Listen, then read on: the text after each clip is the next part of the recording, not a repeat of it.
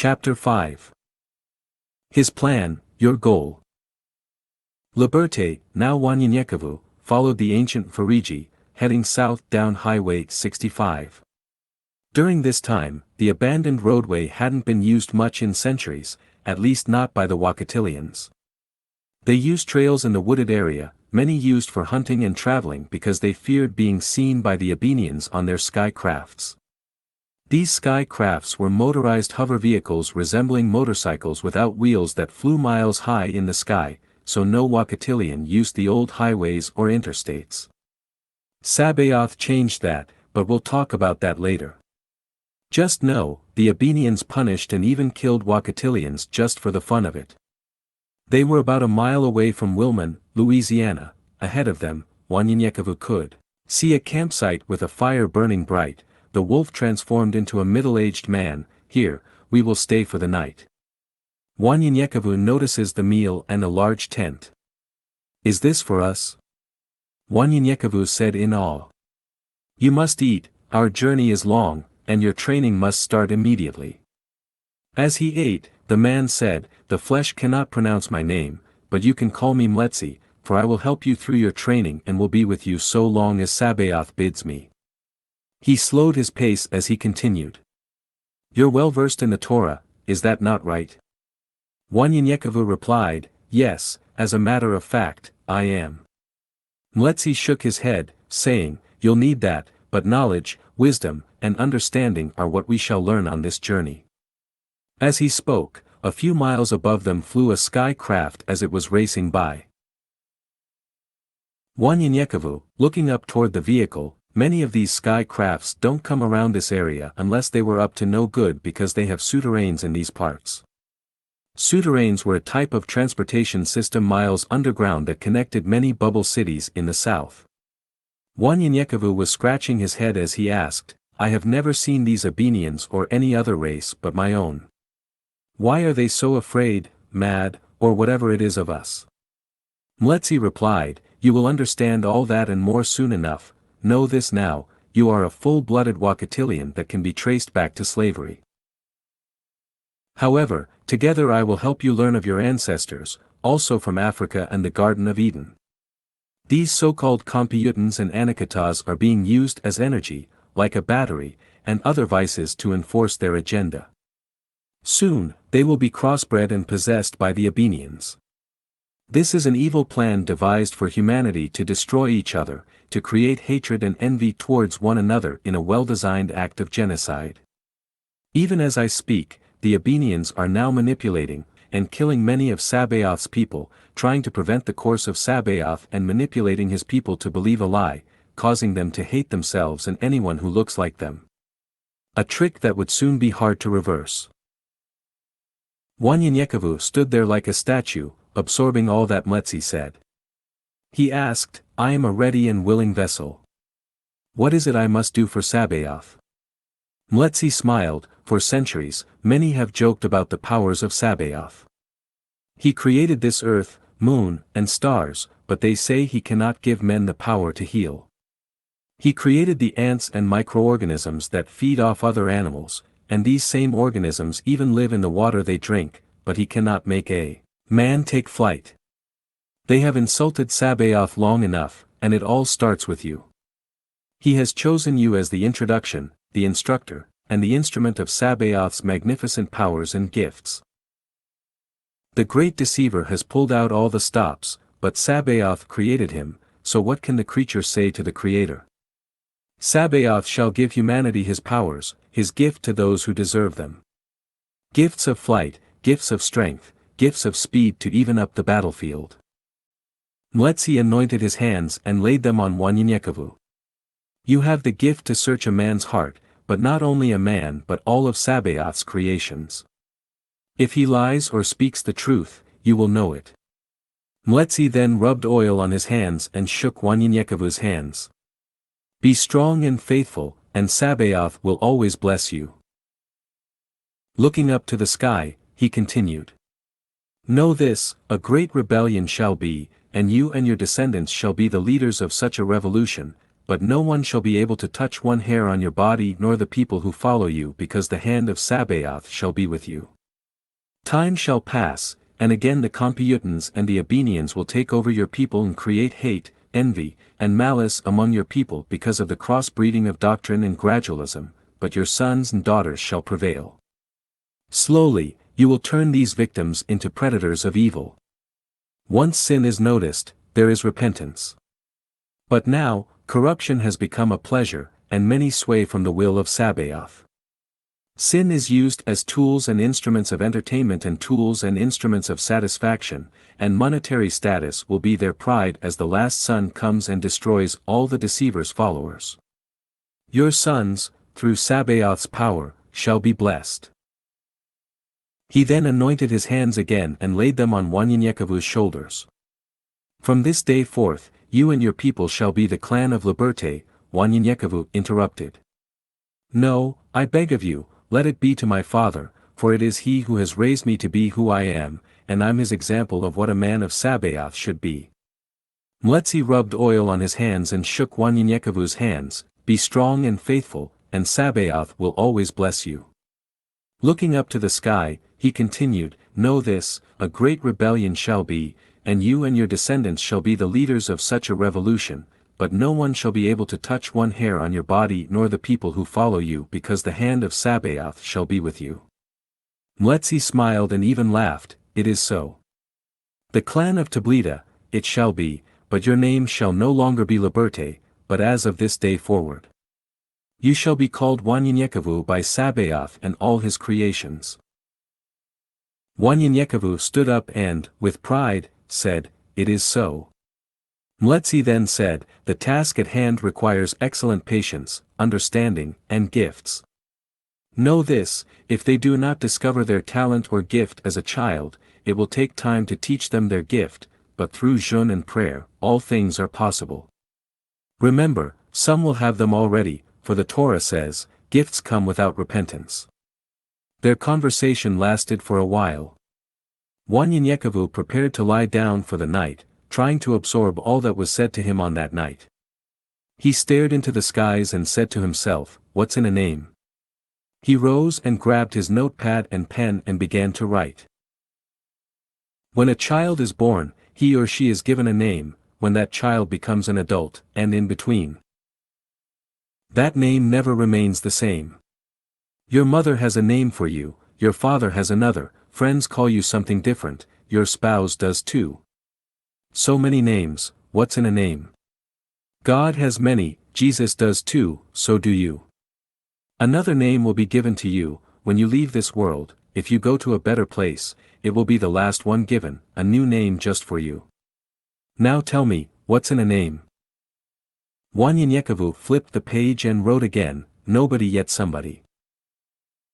I was nobody then, I'm nobody now, although now, you want to call me somebody after material gain has been achieved, don't forget fame. Didn't hear my pain or cries when you considered me a nobody.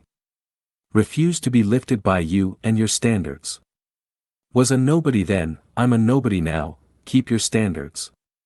The way I live, the way I think is me. I got to be just that. Me. Learned that in the streets, when you walked over me. Nobody, will I remind in your eyes. Regardless of your standards, nobody is where I want you to put me, keep me. When it comes to anything you do, to you, I will be proud to be called, to be named, nobody, yet somebody. Mletsi stood above Wanyanyekavu as he slept, awakened by his presence. He saw another person with him. Mletsi. Wanyanyekavu said as he slowly got up. Who is this? It seems as if I know him. Mletsi smiled and said, this is your guardian angel or henge guardian, in your tongue, but his name cannot be pronounced or spoken in your language, you may call him Yael. Yael stood there with a blank look on his face. He stood about 9 feet tall, muscular, with long hair down to his waist. Slowly he nodded his head to say hello. Wanyanyekavu looked at Yael and said, you're not the talkative type, are you? Mletsi smiled as Yael replied, no. Wanyanyekavu asked, why do you look so familiar? Yael said calmly, when you were 5, you picked up a stick and started swinging it like a sword. That stick became a sword, and it was then that I started teaching you how to wield that sword. When you were 9, you fell asleep outside your home, and a snake was headed toward you. I stopped him from attacking you, and there's a time you were asleep and were awakened by my presence. When I was about to leave, you woke up, looked up at me, and said, "Oh, it is you," and went back to sleep.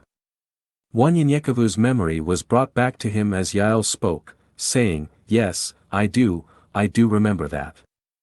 Yael continued, 3 weeks ago, you almost drowned. It was I that lifted you so you could grab that limb from the tree. Mletsi stood there and politely interrupted, "Yael will train you today."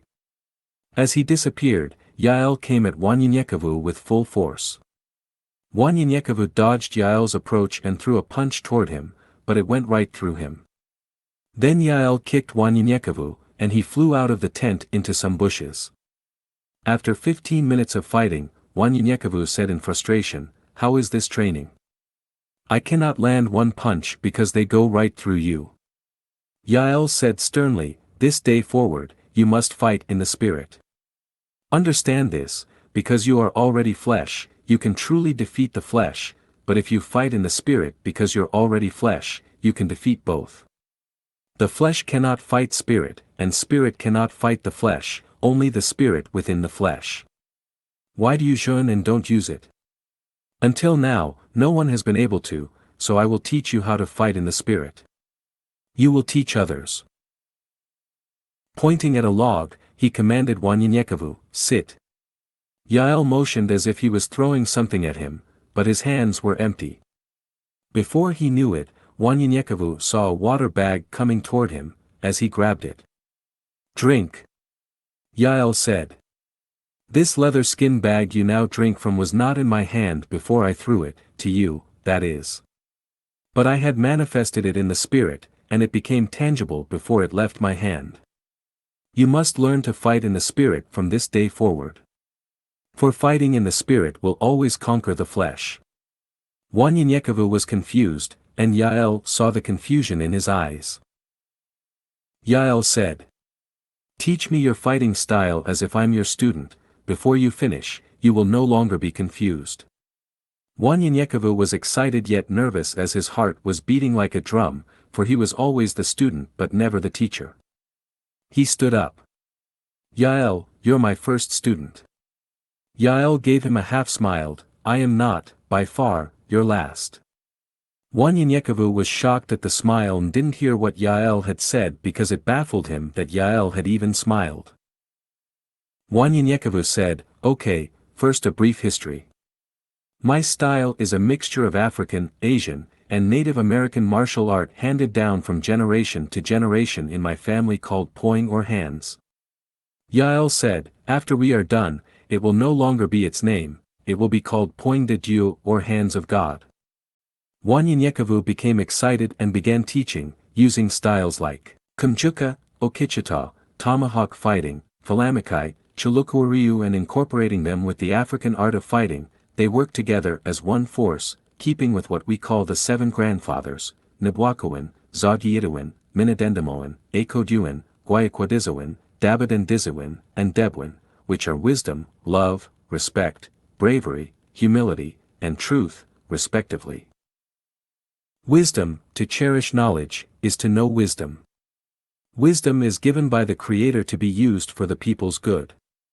Love is the ability to know peace as love, and this love must be unconditional. Respect is to honor all creation, therefore, to respect it. All creation, big or small, must be treated with respect. You must give respect if you wish to be respected. Bravery is to face the foe with integrity. Honesty in facing a situation is to be brave. Always be honest in words and actions.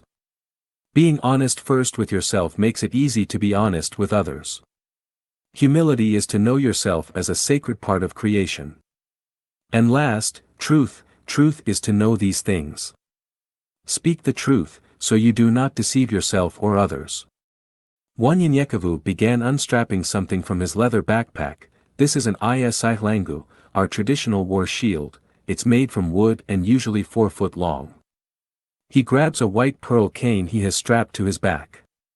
This was my great-grandfather Håkon. He slightly turned the handle, and a spear ejected, then he turned the handle the opposite way, and the spear quickly retracted into the cane. This is an assegai. He reached into his backpack. Oh, I forgot, I love making these out of wood and even metals, they come in handy, called shurikens or stars. Now, all moves and techniques are used in what we call kata. Kata is a Japanese word meaning form. It refers to a detailed choreographed pattern of martial arts movements made to be practiced alone. It can also be reviewed within groups and in unison when training. It is practiced in martial arts to memorize and perfect your movements. Simply a dance, and it comfortably combines all your activities. As you perform your kata, you create moves and styles of your own until you become a master by using stances and preparatory positions, kicking, striking, and blocking techniques. I will perform and name a few of each. Your stances or tachiwaza, which are many, you have, Wanyinyekevu stands there with his arms tucked to his side in a fist and continues, Hisakudachi, a formal attention stance. Hold on, I forgot to bow. Then he stood straight up with both heels touching, then bowed. One bow to show respect to his opponent. Then he quickly spread his feet at a 45 angle, saying, Musubidachi, this is an informal attention stance, and, he moved quickly yet gracefully changing his position. Now, this is a parallel attention stance, called Hikodachi and. Changing his position once again, he shouted. One more, Hachijidachi, an outward feet stance. Wanyinyekevu stood up with his knee slightly bent. Now, your blocking techniques or yukwaza can be used with arms or legs. Using the arms, he quickly raised his left arm, bent at a 45-degree angle, H-yuke or rising block, quickly. Thrust his arm down, MP-yuke, elbow block. He continued to move around, calling out. Positions. Getten barai, sweeping low block. Sweating profusely, he had just caught his second wind, blocking with your legs, ashikubi cake yuke or hooking ankle block, mikazuki jerry yuke, crescent kick block, nami ashi, leg snapping wave block. Yael attempted to interrupt him twice, but Wanyinyekevu didn't hear him as he continued. Then you have your striking techniques, achiwaza. Yael shouted forcefully. Easy MPI. Quickly, without hesitation, Wanyinyekevu became quiet and stood in a battle stance. Confused for a second until Yael said, You thought I didn't know that command? Wanyinyekevu said, Sabaoth knows all because he created all. Yael, with somewhat of a smile, said, Let me see this kata without you calling out the titles of every move you make. He gracefully performed a kata that lasted 20 minutes, trying not to call out the move, for it was a habit. Yael stood there and asked, Do you see your enemies in front of you when you perform this kata? Wanyinyekevu said, Sometimes. Yael created an illusion of 5 tall and muscular men. Now, let's see how you can dance with these men. The men formed a circle around Wanyinyekevu and attacked him. He quickly blocked and counterattacked the men even though he was tired and needed to catch his breath, for he had been going on for nearly an hour without rest. One by one, the men attacked Wanyinyekevu. Yael did not concern himself that Wanyinyekevu needed rest. That's when Yael said, Here's how you fight in the spirit, for I see your flesh is tired. Use your spirit to finish the fight. Don't worry that you're tired, for flesh gets tired, but your spirit does not. When you fast, you want food but do not eat, for you set your mind, and the spirit follows and takes over. Do the same here. Yael paused as he saw Wanyinyekevu slowly getting the message when he said, Remember, your mind tells the spirit tells the soul. It was as if that statement made him see things in another light, and it was light shone in the darkness, an epiphany. Wanyinyekevu fought back furiously and defeated the men. They disappeared, and Wanyinyekevu said, I kind of understand now. Yael said, You rest and fully understand what was said and what you have done for the rest of the day. Wanyanyekavu, exhausted and out of breath, takes a seat on a log. Yael smiled again. Your meal for today is in Transylvania. Wanyanyekavu looked up, saying, That's about 2 hours away, Yael replied. It would seem you need to get started then, Wanyanyekavu said to Yael as he started jogging towards Transylvania. Even your humor is dry. As Wanyanyekavu got closer to Transylvania, he saw at a distance a campfire. Mletsi was standing in front of the fire. Eat and get some rest, for tomorrow will be a day of relaxation and conversation. Wanyanyekavu took a seat on top of a rock fashioned like a chair. If we are going to talk, why do I need? As he took a seat, he heard the words, And upon this rock, I will build my church, and the gates of hell shall not prevail against it. As he looked up, Mletsi had disappeared. Mamaline goes through an old trunk. Here it is, I know. I put it here just for my story today. Look, I found this, and I don't know when it was written, I'm guessing when he was in college, clearing her throat. It's called, Miss Depend. These words of mine, come from deep within. Straight from the heart. Here's a situation, that I find hard to deal with. 'Cause I never knew love, until I found it with you. Love like yours is truly missed, remembering our first dance, first fight. Our first kiss. March 23, 1993. We first met, I was reading, you were at your desk, at Southwest.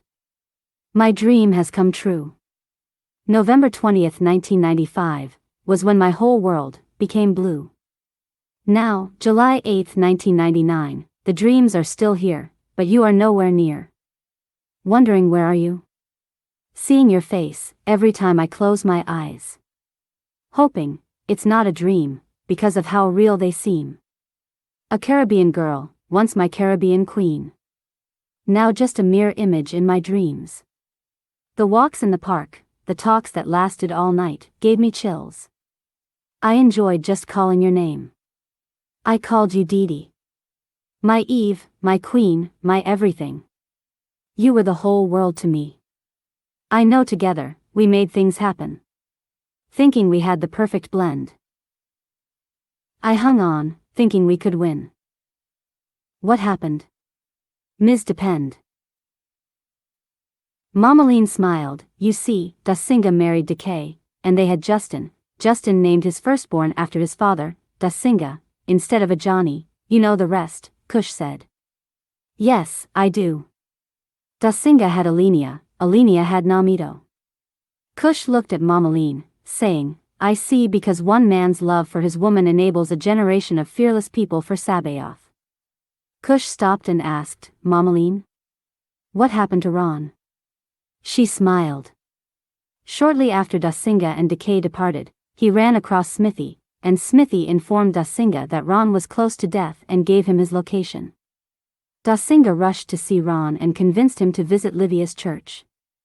Ron had tubes in his chest and lost a lot of weight. Hoping that Livia was still where he thought they were, they headed to her church, but they ridiculed Dasinga for bringing the man to their church.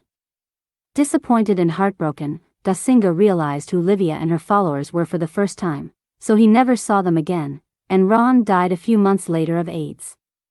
Mamaline shook her head. Yeah. Rubbing her eyes, Mamaline said, That's it for tonight. Get you some rest, young man. I'll tell you about what I know of Wanyanyekavu on tomorrow.